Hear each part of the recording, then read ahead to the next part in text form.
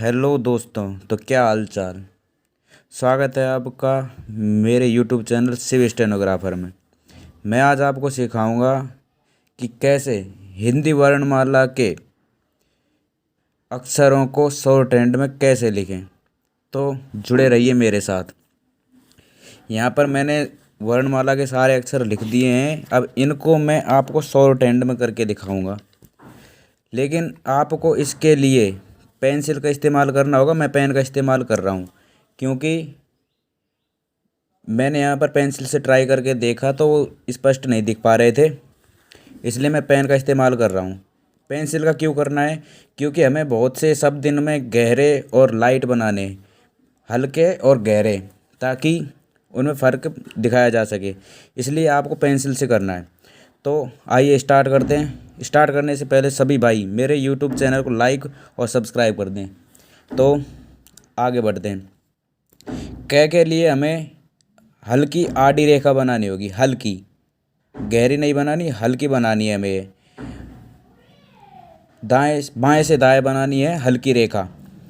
इसके बाद ख के लिए भी सेम यही रेखा बनेगी, हल्की और बाएं से दाएं, लेकिन इसमें हमें हल्का सा डैश का निशान लगाना है। इसके बाद आते हैं हम ग पर।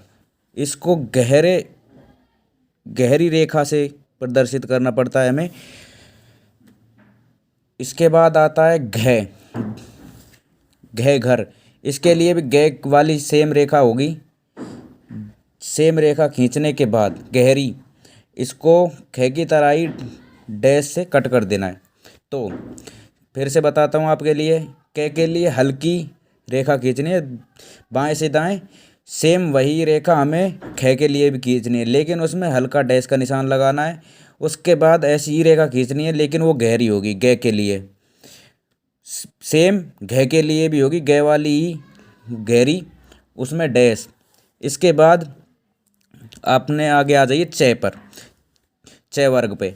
तो च के लिए हमें ऊपर से नीचे आड़ी रेखा खींचनी होगी, ऊपर से नीचे तिरछी, ये हल्की खींचनी होगी हमें।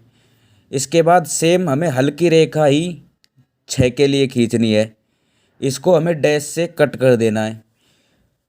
सेम यही खींचेंगे लेकिन गहरी खींचेगी जय और जय के लिए।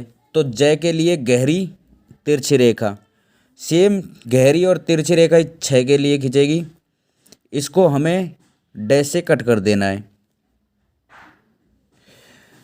दोबारा बताता हूँ। च के लिए, च वर्ग के लिए ऊपर से नीचे खींचेंगी पूरी लाइन है। जो भी ये तिरछी लाइन है ये ऊपर से नीचे आएंगी।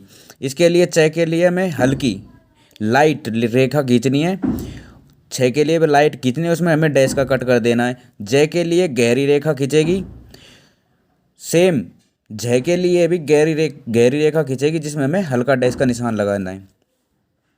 अब ट के लिए ऊपर से नीचे आड़ी रेखा खींचेंगे, हल्की खींचेगी ये आड़ी खींचेगी सीधी।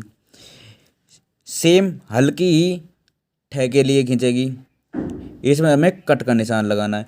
अब आते हैं हम डे पर। तो डे के लिए गहरी आड़ी रेखा खींचेगी, खड़ी रेखा, सॉरी आड़ी नहीं खड़ी रेखा खींचेगी गहरी। इसके बाद ढ के लिए खड़ी, गहरी और डैश।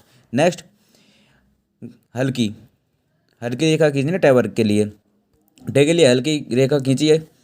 उसके बाद सेम ठ के लिए भी डैश लगा दिया। ढ के लिए गहरी डैश।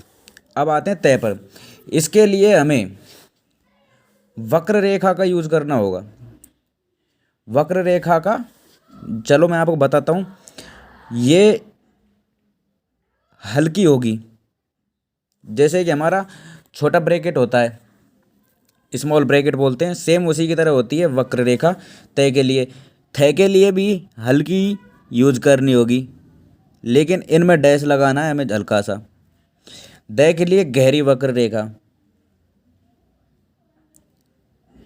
ये दोनों साइड से बनते हैं। एक का अर्थ तय होता है, इसका अर्थ भी तय होता है, इसका अर्थ ध होता है, इसका अर्थ भी ध होता है, इसका भी द होता है, इसका भी द होता है। लेकिन फ़र्क क्या है? फ़र्क ये है कि हमें आगे चलकर इनका सफल और सरल यूज करने के लिए दायां और बायां कोई सा भी वक्र रेखा का यूज करना पड़ सकता है, इसलिए ये मैं आपको आगे बताऊंगा। अभी आप हिंदी वर्णमाला को सीखिए। ध के लिए भी गहरी वक्र रेखा खींचेंगे, दोनों इनमें हल्का डैश का निशान लगा देना है। इसके बाद आइए पे पर। पे वर्ग के लिए हल्की तिरछी रेखा खींचेगी च की तरह, लेकिन च की दाएं साइड में झुकी हुई थी, ये बाएं साइड में झुकी मिलेगी। हल्की खींचनी है हमें, सेम वही फे के लिए खींचनी है हल्की, लेकिन इसमें डैश लगा देना है। बे बे के लिए गहरी लाइन खींचेगी, सेम भय के लिए भी गहरी खींचनी है हमें, उसमें हल्का डैश का निशान लगा देना है। यहाँ तक कंप्लीट। अब आ गया ये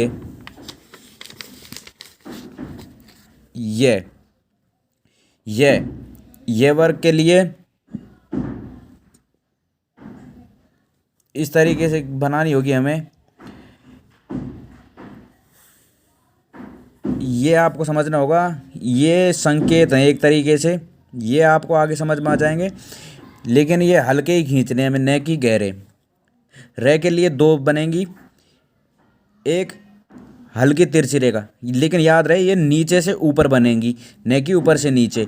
याद रखें, नीचे से ऊपर। रे के लिए भी हल्की तिरछी रेखा बनेगी, ये नीचे से ऊपर जाएगी इस तरीके से। नेक्स्ट, इसका दूसरा रूप ऊपर से नीचे बनेगा, थोड़ा वक्र रेखा के अनुसार इस तरीके से।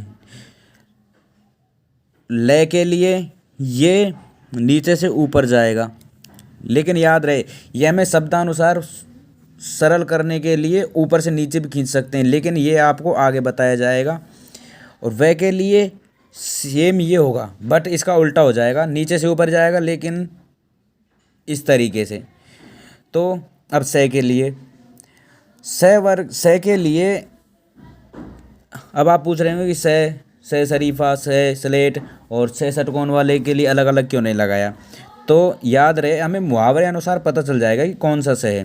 तो इसके लिए हमें दो वक्र रेखाएं खींचनी होंगी, आधे वक्र की आधी इस तरीके से। नेक्स्ट, है के लिए भी दो बनेगी, ये आपको आगे पता चल जाएगी इनकी दो दो क्यों बन रही हैं। मैं भी बता देता हूँ थोड़ा आपको। ये दो दो इसलिए बन रही हैं ताकि आगे चलने पर हमें किसी भी शब्द को पूरा शब्द जब हम लिखेंगे तो उसके लिए सुविधा अनुसार उपयोग किया जाएगा किसी एक का। मैं के लिए आड़ा वक्र रेखा, आड़ी वक्र रेखा खींची जाएगी, तो ये भी दो प्रकार से बनेगा। मैं भी फ़र्क इनमें ये है, ये दो हो गए, लेकिन इसमें इसको कट कर दिया जाएगा। ये आपको आगे पता चल जाएगा, नए का बनेगा तब। तो इस तरीके से मैं बनेगा, याद रखिएगा। हल्की आड़ी रेखाएं, आड़ी वक्र रेखाएं। इसके बाद न के लिए सेम नी की तरह होगी, बट उनमें थोड़ा फ़र्क होगा, हल्की होंगी ये भी, लेकिन इसमें इसको काटा कर गया है, इसमें इसको काटा जाएगा। आ गया समझ। तो अब डे, बिंदी वाले डे के लिए, इसके लिए हम जो ये रे है इसका उपयोग करेंगे इनकी रेखाओं का, लेकिन इनमें क्या फ़र्क होगा। जैसे कि डे है तो इसके लिए हमने हल्की तिरछी रेखा खींची है रे वाली, इसको खींचा। अब आप पूछोगे ये तो रे के शब्द चिन्ह हो गए, लेकिन इनमें हल्का डैश का कट का निशान लगा दिया जाएगा बिंदी वाले डे के लिए। ये क्यों लगाया जाएगा, क्योंकि इसमें बिंदी लगी हुई है और आप एक डे वाला ये भी है। अगर इनमें नहीं लगाया तो आपको फ़र्क इसमें पता चल जाएगा। जैसे पढ़ना में इसका उपयोग किया जाएगा, तो वो शब्दानुसार पता चल जाएगा आपको। शब्द के उच्चारण से पता चल जाता है भाई कौन सा शब्द कहाँ पे आ रहा है। तो इसके लिए हमें है के शब्द चिन्ह का उपयोग करना होगा।